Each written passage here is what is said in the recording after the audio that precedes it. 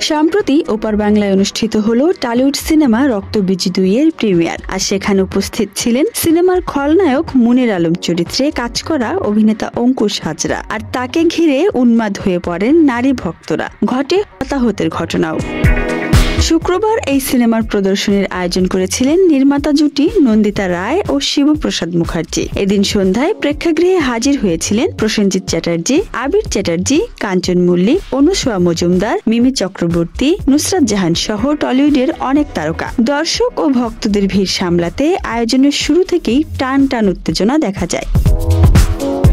এমন সময়ে হাজির হন অঙ্কুশ হাজরা।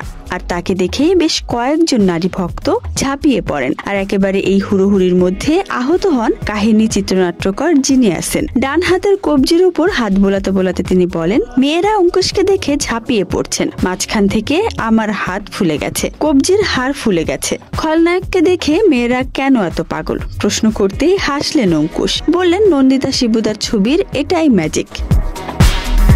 এছাড়াও উপস্থিত প্রসেনজিৎ চ্যাটার্জি জানান, বাংলা সিনেমার সবার জন্যই তিনি শুভকামনা করেন। মিমি চক্রবর্তী আসেন তার বাবাকে সাথে নিয়ে। আর নুসরাত জাহান জনপ্রিয় গান অর্ডার ছাড়া বর্ডার পাসের সাফল্যের পর সবাইকে শুভেচ্ছা জানান তিনি।